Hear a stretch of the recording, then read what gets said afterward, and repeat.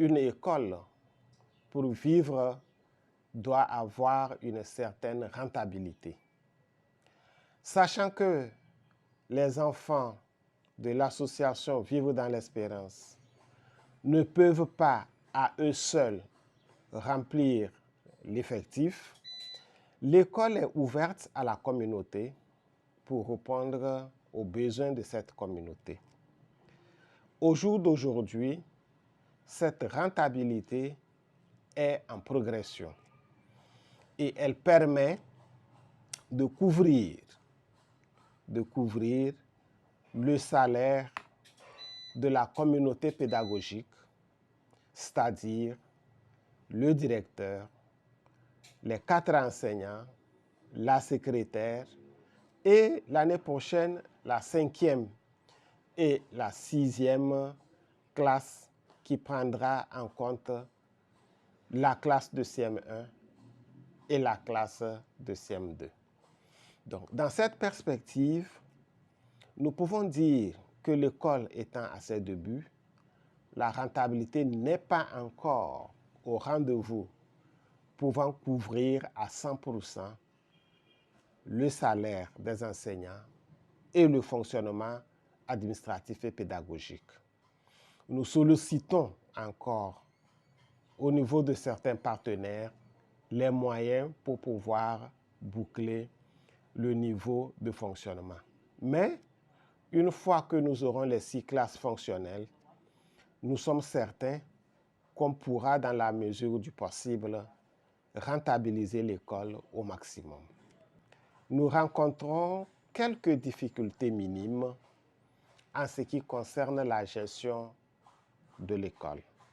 La première difficulté, c'est que la vulnérabilité des parents des enfants de l'extérieur ne leur permet pas de payer et d'honorer les frais scolaires. Donc, on finit l'année avec des parents qui n'ont pas pu payer les frais scolaires, des parents qui n'ont pas pu honorer la cantine, des parents qui n'ont pas pu honorer le petit déjeuner des enfants. Ça fait donc un manque à gagner au niveau du budget de fonctionnement de l'association. Mais l'école étant faite pour tout le monde, nous ne les excluons pas.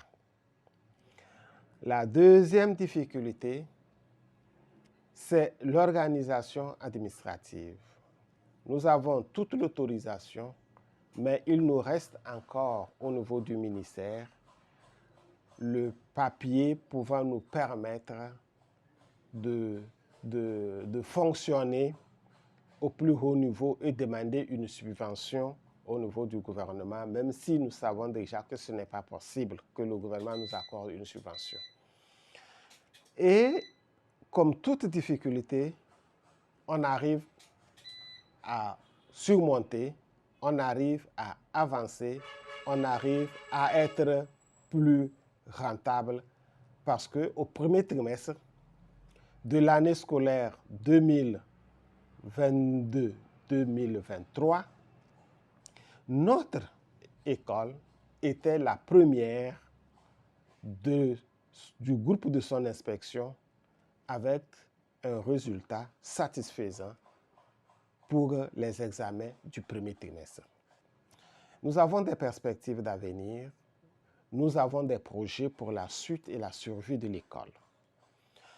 Pour la projection à court terme, nous avons mis en place la salle d'informatique qui va permettre aux apprenants de la classe de CM1 et des apprenants de la classe de CM2 de pouvoir apprendre l'informatique plus tôt avec des programmes de leur niveau. Nous avons mis en route la bibliothèque qui permettra aux enfants à leur heure de pause et au week-end de venir travailler. Et dans cette projection pédagogique, nous avons instauré obligatoirement une formation en informatique de tous les enseignants. Le projet à moyen terme, c'est aussi d'identifier les parents des enfants qui sont inscrits à Enfants de l'Espoir et de leur apporter une initiation en informatique avec des programmes adaptés à leur niveau pour leur permettre de pouvoir eux aussi être à la hauteur de l'initiation et de la modernité. À long terme, nous pensons engager un responsable de la bibliothèque qui sera chargé de l'initiation en informatique et qui va coordonner les activités au niveau de la technique d'information et de la communication pour permettre aux autres enseignants de vaquer et de programmer leur activité à la hauteur moderne que nous souhaitons. Alors que la demande est forte, la sollicitation est grande, au début de l'école, nous avions souhaité avoir une classe de 30 enfants. Vu la demande, nous sommes allés aujourd'hui à 40 enfants par classe, ce qui est déjà très énorme.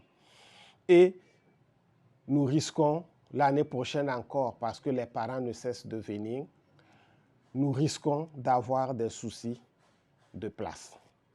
Dans les perspectives à venir et les projets, nous souhaitons donc dédoubler les classes en faisant le groupe A qui va prendre 30 élèves par classe et un groupe B qui va également prendre 30 élèves par classe.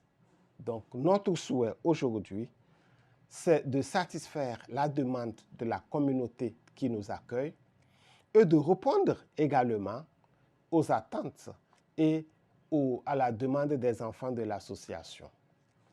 Pour la rentrée scolaire 2023-2024, nous allons mettre en route le jardin d'enfants. Le jardin d'enfants, nous avons déjà les deux classes, le niveau 1 et le niveau 2, mais nous sommes en train de chercher les moyens pour équiper les classes avant de pouvoir organiser l'ouverture de cette section-là à la rentrée scolaire en septembre 2023-2024.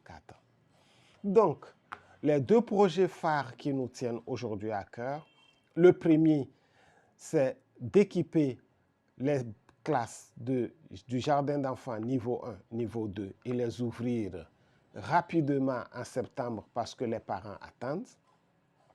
Et le deuxième projet à long terme est de construire à l'étage le niveau 2 de l'école primaire enfants de l'espoir. Sur le plan structurel, sur le plan architectural, le plan que nous avons entrepris respecte les normes pour que le bâtiment puisse être monté de niveau 1 et poser la tôle sans risque pour les occupants et pour les autres qui viennent travailler dans l'enceinte.